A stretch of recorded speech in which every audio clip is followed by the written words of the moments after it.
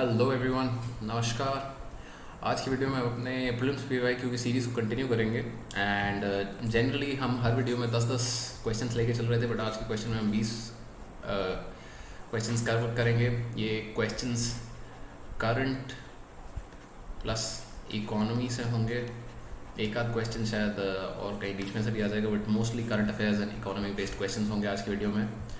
So before you begin, ये मेरे बारे में कुछ बेसिक जानकारी जो लोग मुझसे पहली बार मिल रहे हैं यहाँ से देख सकते हैं।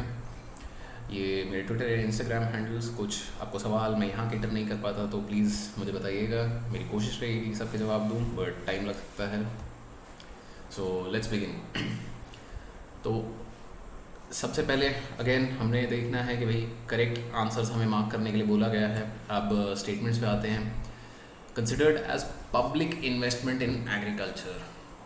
सो पब्लिक इन्वेस्टमेंट, ठीक है। तो एमएसपी ये गलत हो गया, उससे ही गलत हो गया क्योंकि इन्वेस्टमेंट नहीं है MSP. MSP is basically a subsidy, right. तो वन हटते ही ये क्वेश्चन ऑटोमेटिकली हमारा हो जाता है, ऑप्शन हमारा सी बचता है, right. So that's how you can do this. But और भी अगर देखा जाए इसमें तो टू कंप्यूटराइजेशन, ये हाँ इन्वेस्टमेंट मानी जा सकती है क्योंकि ये इंफ्रास्ट्रक्चर अपग्रेड है। सोशल कैपिटल डेवलपमेंट, मतलब एसएचजी वगैरह ये सब जो बनाने में पैसा जा रहा है उसको भी आप इन्वेस्टमेंट मान सकते हो। Free electricity supply, this is again a subsidy. Waiver of agricultural loans, loan waiver तो बिल्कुल भी इन्वेस्टमेंट नहीं होता। सो 2 और 3 सही है एंड 6 भी देख लेते हैं। Setting of cold storage, again infrastructure. तो ये बहुत ही सिंपल सवाल, एमएसपी हटती डन, sorry about that. So let's come to the next question, economy. Interest coverage ratio, तो इकोनॉमी का कॉन्सेप्ट बेस्ड सवाल है ये। कॉन्सेप्ट जैसा कि हम स्टैटिक वर्सेस डायनामिक वाली वीडियो में डिस्कस कर चुके हैं, this is part of static, right. तो it helps in understanding the present risk of a firm that a bank is going to give loan, correct. It helps in evaluating emerging risk of a loan, that is also correct. And the higher a borrowing firm's level of ICR, the worse is its ability to serve its debt. तो ये statement हमारा गलत है कि interest coverage ratio का मतलब ये होता है कि भाई आपने जो मंथ में इंटरेस्ट देना है, मंथली इंटरेस्ट, तो उसको एट प्रेजेंट आप कितनी बार कवर कर सकते हो, मतलब x times. If you have a interest coverage ratio of let's say 2, तो मतलब आपको जो मंथ में इंटरेस्ट देना है लेट्स से 10,000 रुपये, तो आप ऑलरेडी 20,000 रुपये कमा रहे हो, तो you are 2x covered for monthly interest. तो higher the interest coverage ratio the better its ability. तो 3 हटते ही 1 and 2, मतलब 1 and 2 सही है, ये अपना रह जाता है। मतलब ये बहुत ही बेसिक इकोनॉमी का कॉन्सेप्ट है। And let's get to the next question. So which of the following factors policies are affecting the price of rice in India? तो ये एक बहुत ही ज़्यादा घटिया सवाल है। घटिया सवाल ये क्यों है? क्योंकि ये एम्बिगुअस सवाल है। पहले तो ये देख लेते कि भैया हमें करेक्ट आंसर मार्क करना है, जो कि पिछले क्वेश्चन में भी हमें करना था, मैं ध्यान देना भूल गया था। सो करेक्ट आंसर हमें मार्क करना है, बट यहाँ पे दिक्कत क्या है कि इन्होंने बोला है कि रीसेंट पास्ट। तो भाई रीसेंट पास्ट क्या है? रीसेंट पास्ट 6 मंथ्स है या 2 years है या 1 month है? What does recent past mean? And consider the fact that this paper came in October 2020, तो मतलब 2020 का पूरा साल जहाँ पे पैंडेमिक में मतलब कुछ चल रहा था, तो भाई एमएसपी पे भी चेंजेस आए थे, ट्रेडिंग में भी मतलब बहुत कुछ चल रहा था। तो क्या बोले रीसेंट पास्ट किस तरीके से आप बता सकते हो? तो जब भी ऐसा कोई सवाल आता है आपका जहाँ पे मतलब बहुत ही ज़्यादा एम्बिग्विटी होती है, तो दिमाग नहीं लगाना, बहुत सिंपल सा ऑल ऑफ द अबव, जो कि यहाँ पे सही है कि price of rice in India recent past में एमएसपी से फ़र्क पड़ता ही है। मतलब रीसेंट पास्ट जब डिफाइंड नहीं है तो पिछले 2 साल में कभी ना कभी तो प्राइस एमएसपी से फ़र्क पड़ा होगा। गवर्नमेंट की ट्रेडिंग से हर साल फ़र्क पड़ता है, गवर्नमेंट की स्टॉक फाइलिंग से हर साल फ़र्क पड़ता है, कंज्यूमर सब्सिडीज से हर साल फ़र्क पड़ता है। तो जब तक रीसेंट पास्ट डिफाइंड नहीं है, you can safely mark all of the above, right. So अगला क्वेश्चन देखते हैं। The value of Indo Sri Lanka, सबसे पहले करेक्ट यहाँ पे भी हमें बतानी है। Value of Indo Sri Lanka trade has consistently increased, मतलब पिछले 10 साल में ये सिर्फ और सिर्फ बढ़ा है। तो ये डाउटफुल स्टेटमेंट है, मतलब एग्जैक्ट डेटा मेरे पास नहीं था, बट ये चीज़ मुझे सही नहीं लग रही थी कि भाई सिर्फ बढ़ा है। एक भी ऐसा साल नहीं आया जब हमारे रिलेशंस ऊपर नीचे नहीं हुए, given the fact that I knew कि भाई इंडिया और श्रीलंका के फॉरेन रिलेशंस में काफ़ी ऊपर ऊंच नीच हो रही थी, because China was building ports in Hambantota and all of those things. तो ये चीज़ मुझे गलत सी ही लग रही थी, but I was not sure. So second, textile and textile articles constitute an important item of trade between India and Bangladesh. This is correct. तो इसमें से देखते हैं क्या रह गया। 2 करेक्ट पता है हमें, एक ये रह जाता है। सो एंड थर्ड स्टेटमेंट देते हैं, in the last 5 years Nepal has been the largest trading partner. तो ये गलत है। इंडिया का largest trading partner in South Asia is Bangladesh, क्योंकि Bangladesh is the fastest growing mid size economy in the world and India के साथ काफ़ी ट्रेड करते हैं। इंडिया और नेपाल के ट्रेड रिलेशंस पीछे काफ़ी फ्रॉस्टी भी रहे थे, तो ये भी स्टेटमेंट गलत हो जाता है। तो जब 3 हटता है 2 सही है, ये भी ऑप्शन ने बता दिया, तो हिंज हमारा क्वेश्चन इसी पे करता है कि भाई क्या ये सही है कि नहीं। तो यहाँ तो मुझे पता नहीं था, बट मैंने बेट लिया कि भाई 1 and 2 सॉरी 1 गलत होना चाहिए and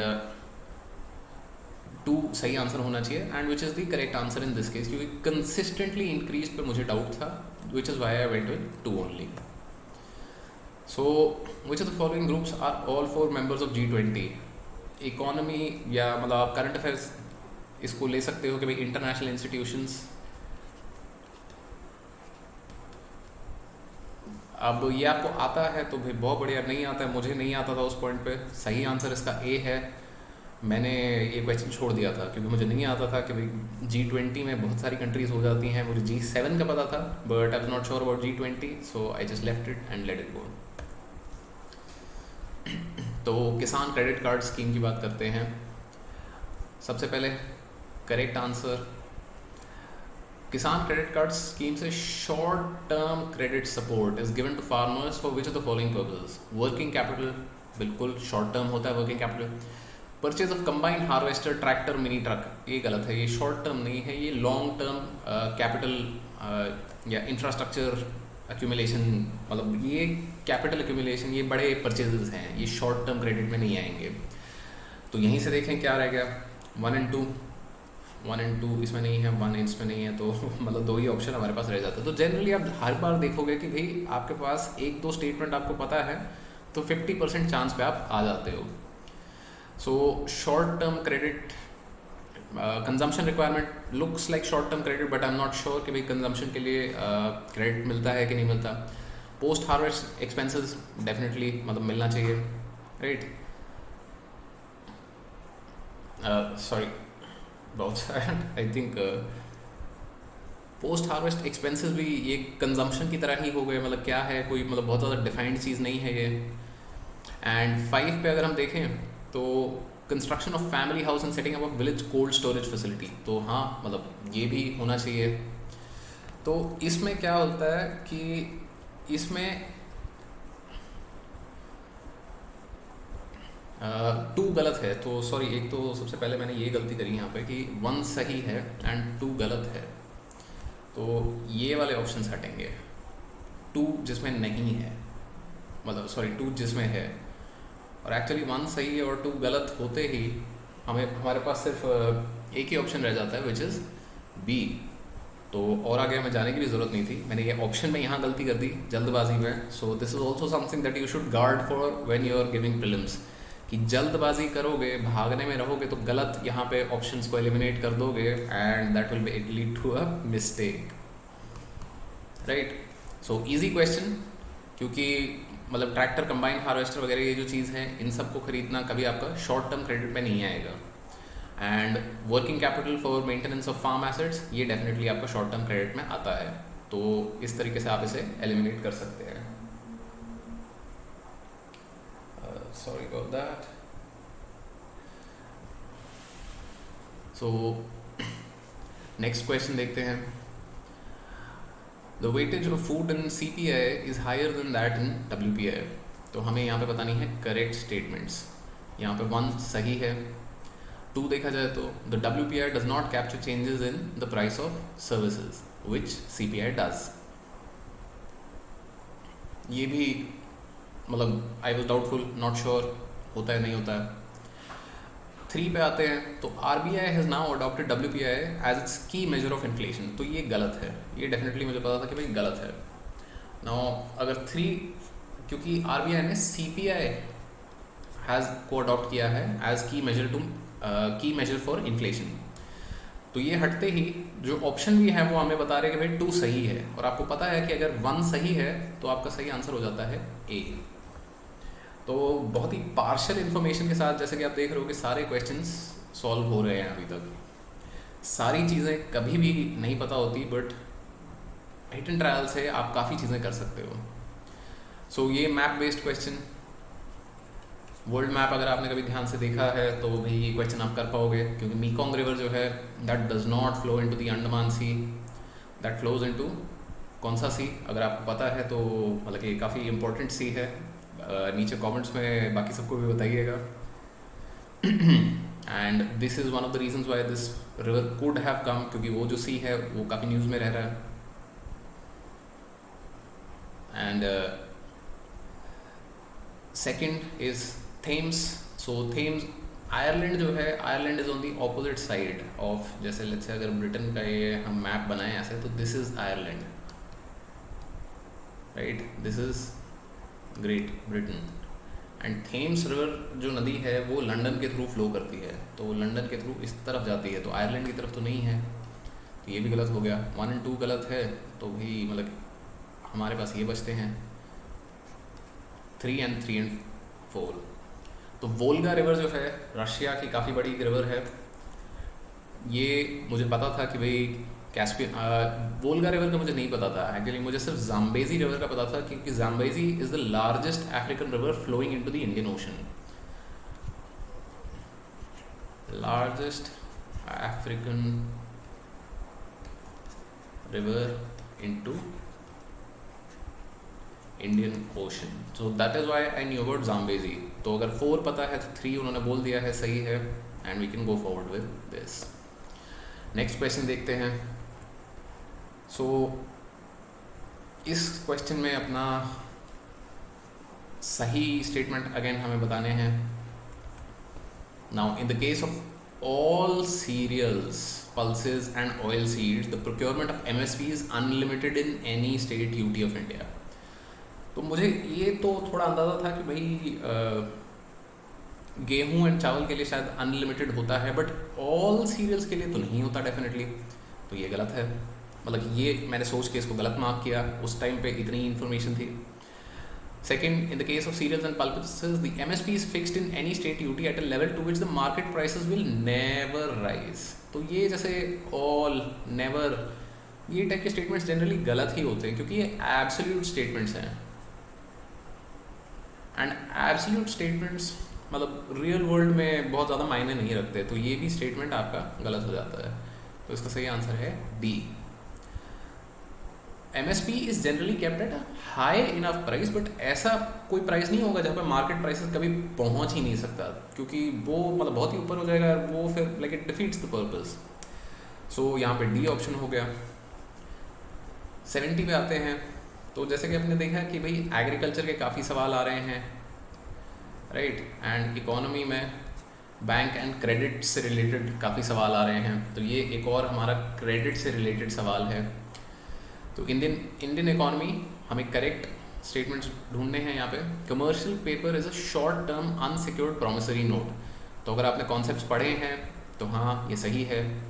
certificate of deposit is a long term instrument issued by the RBI to a corporation, तो मतलब सर्टिफिकेट ऑफ डिपॉजिट होता है कुछ, बट RBI देता है, ये नहीं है। So call money is a short term finance used for inter bank transactions, sounds okay, not sure. 4 में देखा जाए तो zero coupon bonds are interest bearing short term, तो zero coupon bonds are not interest bearing, they are discounted bonds. तो हमें पता है कि भाई 3 और 4 गलत है, 3 और 4 गलत है, तो देखते हैं क्या बचता है। 3 और 4 गलत है, तो हमारे पास सिर्फ और सिर्फ एक ही ऑप्शन बचता है, सॉरी 3 और 4 गलत नहीं है, आई थिंक मैं ज़्यादा जल्दबाजी में चल रहा हूँ, 2 एंड 4 गलत है। तो 2 गलत है, 4 गलत है, तो भाई ऑप्शन अपने पास एक ही बचता है विच इज़ 1 एंड 3। 3 अगर आपको नहीं भी पता तो भी आप ये क्वेश्चन कर सकते हो। 3 क्या आपको 1 भी नहीं पता तो भी ये क्वेश्चन कर सकते हो। सो ये अगेन एक एंशिएंट एंड मिडीवल का या कल्चर से, आर्ट एंड कल्चर से एक सवाल बनता है। Now again in this question मुझे बहुत ज़्यादा इन्फॉर्मेशन नहीं थी। We have to find the pairs that are correctly matched. तो upasaka is a lay follower of Buddhism, parivrajaka is a renunciant and wanderer. मतलब मैंने शायद ही ये नाम सुने थे इससे पहले, मैंने बस ये सुना था उपासका, बिकॉज ऑब्वियसली क्योंकि मैं पहले भी बहुत बार बोल चुका हूँ कि भाई बुद्धिज़्म जैनिज़्म आपको अच्छे से करना चाहिए, क्योंकि हर साल कुछ ना कुछ उससे सवाल बन जाते हैं। तो ये मुझे पता था कि भाई हाँ ये चीज़ सही है, उपासका is a lay follower of Buddhism. तो 3 सही होने से मैंने सिर्फ और सिर्फ एक ऑप्शन यहाँ एलिमिनेट किया। देखते हैं अब और क्या कर सकते हैं। तो मैं आया इस वाले ऑप्शन पे। अब इस वाले ऑप्शन में क्या हो रहा है कि श्रमण, अब श्रमण में आ रहा है श्रम। श्रम का मतलब होता है मेहनत। एंड इंडिया में कोई अगर मेहनत करता है तो भाई उसका बहुत ज़्यादा हाई स्टेटस नहीं होता। तो ये भी बात मेरे को जची नहीं कि भाई प्रीस्ट विद हाई स्टेटस क्यों, क्योंकि जैसे मतलब पुराने ज़माने में ब्राह्मण्स का बहुत हाई स्टेटस होता था, but they were not physically hard working. उनका मेंटल हार्ड वर्क रहता था कि भाई मतलब आपको वेद पुराण ये सब याद करने हैं, वो सब टाइप का चीज़ रहता था, बट श्रम नहीं होता था। तो श्रमण मतलब मैंने अंदाज़ा लगाया कि can not be someone with a high status, तो ये अंदाजे से गलत होना चाहिए। Not sure. इस ऑप्शन के बारे में मुझे कोई इन्फॉर्मेशन नहीं थी, ज़ीरो इन्फॉर्मेशन। तो अगर श्रमण गलत हो जाता है तो मेरे पास एक ही ऑप्शन बचता है, राइट। एंड ये मैंने अंदाजे से I made a gas and the gas was correct कि श्रमण is not a priest with high status. श्रमण आपका होता है मतलब एग्जैक्टली तो मुझे आज भी नहीं पता है कि क्या होता है। Actually we can Google this, but the idea is कि इस तरीके से ये क्वेश्चन किया गया था। तो जैसे पहले भी हमने देखा था कि एक क्वेश्चन था जहाँ पे देवस्कर नाम से हमने निकाला था कि भाई ये बंगाली नहीं हो सकता, तो इसी तरह या श्रम से हमने निकाला कि भाई ये हाई स्टेटस नहीं हो सकता, राइट। सो नेक्स्ट देखते हैं, with reference to Indian elephants we have to find the correct statements. So Indian elephants की करेक्ट स्टेटमेंट्स के हिसाब से देखें तो the leader of an elephant group is a female, this I knew, this is correct. तो 1 correct होते ही हमारे पास 2 option बच जाते हैं। एंड ये अगर आपने एनवायरनमेंट या बेसिक एलिफेंट्स के बारे में कुछ भी कहीं पे भी पढ़ा होगा तो आपको पता होगा कि भाई matriarch elephant herds are matriarchal, and जो मेल एलिफेंट्स होते हैं उनको टस्कर्स बोला जाता है एंड दे वॉन्डर अलोन। तो मेट्रियार्कल होते हैं, ये सही है।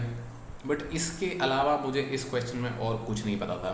मुझे इस स्टेटमेंट में डाउट था थोड़ा कि I knew south India has the highest concentration of elephants, but I wasn't sure कि मतलब केरला में सबसे ज़्यादा एलिफेंट्स हैं। मतलब केरला में, तमिलनाडु में एंड कर्नाटका में, दीज आर 3 स्टेट्स जिसके जंक्शन पे काफ़ी मतलब high density of elephant corridors है। तो मतलब केरला का मुझे यहाँ पे डाउट था। सो नॉट श्योर दो कि भैया कैसे करना था, क्या करना था। तो मैंने अगेन 50% प्रोबेबिलिटी पे एक बेट लिया। बेट मैंने ए किया था and which turned out to be the correct option here. So ये इन्फॉर्मेशन अगेन सारी नहीं थी मेरे पास, but we can you know. अब ये वाले जैसे क्वेश्चंस हैं जिनमें मैं 50% वाले बेट ले रहा हूँ। So these are questions that I do in the second round, round 2। मतलब राउंड 1 में मैं वो क्वेश्चंस करूँगा जिनको मतलब जैसे वो MSP वाला क्वेश्चन था तो भाई पता है मुझे उसका आंसर कि भाई यही होना है। इस क्वेश्चन में मुझे मतलब डाउट है, आई एम नॉट श्योर, मुझे बस एक ही स्टेटमेंट पता है, उससे बहुत ज़्यादा कुछ हो नहीं रहा है। तो this is a question that I would leave for round 2 कि पहले राउंड 1 में मैंने हाई सर्टेनिटी वाले सारे क्वेश्चंस कर लिए एंड देन राउंड 2 में मैं ऐसे थोड़े डाइसी क्वेश्चंस पे 50% चांस वाले अटेम्प्ट्स ले लेता था। सो नेक्स्ट क्वेश्चन, ये zero information about this question, मुझे बस ये पता था कि भाई कावेरी और Wayanad should be related.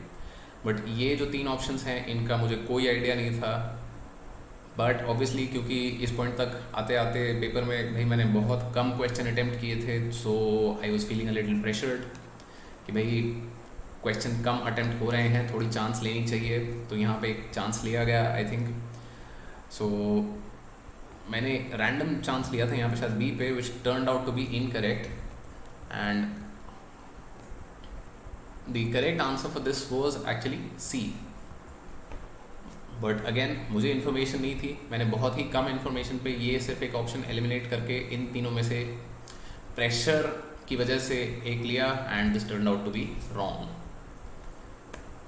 Now ये बहुत ही सिंपल स्ट्रेट फॉरवर्ड क्वेश्चन, अगर आपने कभी भी बर्ड्स के मतलब स्पीशीज़ के नाम सुने हैं तो ऐसे ही होते हैं: Ceylon frogmouth, coppersmith barbet, great chinned minivet, white throated redstart. So these are all birds. अगर आपने ये नहीं सुने हैं तो आप मिस्टर परवीन कासवान, जो कि IFS फॉरेस्ट सर्विस ऑफिसर हैं, उनके ट्विटर अकाउंट को फॉलो कर सकते हैं। वो काफ़ी मतलब ऐसे स्पीशीज़ के वहाँ पे अपने पिक्चर्स वगैरह डालते रहते हैं। वो इंस्टाग्राम पे भी हैं शायद, वहाँ का मुझे आईडी पता नहीं है, but you can find him, and उनका अगर ये फीड आप फॉलो करते हो तो ये काफ़ी मज़ेदार चीज़ें ऐसी वो सारी दिखाते रहते हैं। नेक्स्ट क्वेश्चन देखते हैं। Which of the following protected areas is well known for the conservation of a subspecies of Indian swamp deer, barasingha, and is मतलब ठीक है, आपको ये बताना था कि बारासिंगा कहाँ है। तो उस टाइम पे कान्हा काफ़ी न्यूज़ में चल रहा था, एंड कान्हा न्यूज़ में चल रहा था तो कान्हा के बारे में आप बिल्कुल भी पढ़ोगे तो कान्हा में आपको पता चलेगा कि भाई सबसे बड़ी एंड इम्पोर्टेंट स्पीशीज जो है वो है बारासिंगा। तो ये simple straightforward question from current affairs लगेगा ये आपको क्वेश्चन कि भाई this is from environment, but ये करंट अफेयर्स से रिलेटेड क्वेश्चन है, राइट। नेक्स्ट क्वेश्चन देखते हैं। Steel slag can be the material for which of the following. So even though मेरी डिग्री सिविल इंजीनियरिंग की है, मुझे ये क्वेश्चन नहीं आता था, एंड ये क्वेश्चन पेपर पे देख के मतलब थोड़ा मुझे बुरा भी लगा कि भाई मतलब ये तुझ आना चाहिए था, बट नहीं आता था, क्या करें। तो स्टील स्लैग का मुझे पता था कि भाई कंस्ट्रक्शन ऑफ बेस रोड होता है, why because I am a civil engineer, but agricultural soil में होता है नहीं होता है, प्रोडक्शन ऑफ सीमेंट में होता है, आई न्यू, बट ये वाला जो ऑप्शन था मतलब मुझे नहीं लग रहा था बिल्कुल भी कहीं से भी कि भाई सड़क बनाने में और सीमेंट बनाने में अगर हो रहा है तो मतलब सॉइल में कैसे होगा, क्या होगा, I was not at all sure. तो इस बेसिस पे मैंने मार्क किया था इसका 1 and 3 only, but the correct answer here is D. All 3 of them are correct. Correct answer यहाँ पे ये है, तो ये भी एक क्वेश्चन मेरा गलत हो गया था। क्यों? क्योंकि मैंने ज़्यादा दिमाग लगाने की कोशिश करी, मुझे इन्फॉर्मेशन नहीं थी, बट मैंने थोड़ा ज़्यादा सोचने की कोशिश करी इसके बारे में। नेक्स्ट क्वेश्चन देखते हैं। Which of the following is most likely place to find the musk deer in its natural habitat. तो ये है एनवायरनमेंट का क्वेश्चन डायरेक्टली, या फिर मे बी ये भी करंट अफेयर्स का क्वेश्चन है, बट मैंने ये वाला करंट अफेयर्स नहीं किया था। आई हैड नो इन्फॉर्मेशन, मुझे बिल्कुल भी नहीं पता था कि भैया मस्क डियर कहाँ होता है, कैसे होता है, क्या होता है, एंड यहाँ पे करेक्ट आंसर आपको बताना है। सो करेक्ट आंसर यहाँ पे है आपका 1 and 2 ओनली, कि Askot wildlife sanctuary and Gangotri में पाया जाता है। या एक second, let me just check, क्योंकि हाँ करेक्ट आंसर इसका ए ही है, क्योंकि मतलब तब भी मुझे नहीं पता था, अब भी मुझे नहीं पता है कि ये कहाँ पाए जाते हैं, राइट। सो नेक्स्ट क्वेश्चन देखते हैं। In rural road construction which of the following is preferred for ensuring. तो ये अब जैसे सिविल इंजीनियरिंग करने के मुझे वो बुरा लगा था पिछले क्वेश्चन पे, पिछले से पिछले क्वेश्चन पे, यहाँ पे मुझे अच्छा लगा कि जैसे rural road construction the use of which of the following is preferred for ensuring environmental sustainability or to reduce carbon footprint। तो रूरल रोड कंस्ट्रक्शन, तो आप लोग कभी भी गांव में गए हो तो आपने देखा होगा कि भाई जो शहरों में हॉट मिल्क एसफॉल्ट वाली सड़कें होती है which are called the black top roads, तो ये गांव में नहीं होती हैं, तो 4 हट गया है अपना, राइट। सिमिलरली PCC वाली जो सड़कें होती हैं which is like a solid slab of concrete which is laid, ये भी गांव में जनरली नहीं होती। गांव में अपनी कैसी सड़कें होती हैं कि भाई मतलब वो ईंटें बना दी, ईंटों से या फिर जियो टेक्सटाइल से कुछ कुछ करके बना दिया, तो गांव वाले रूरल एरियाज़ में जनरली थोड़ा लो कॉस्ट इंफ्रास्ट्रक्चर डेवलपमेंट होता है।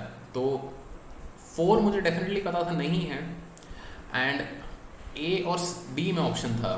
तो ए और डी में चूज़ मुझे करना था। पीसीसी अगेन यहाँ पे मैं थोड़ा डाउट में था कि भाई पीसीसी होना चाहिए या नहीं होना चाहिए, क्योंकि अपेरेंटली मेरे गांव में पीसीसी से सड़क बनी हुई देखी थी मैंने, which is one of the reasons why I figured कि भाई 5 हो सकता है। But 2 and 3 were also very promising candidates, and यहाँ पे मैंने 1 and 5 किया था, which is not the correct answer. Correct answer is 1, 2 and 3।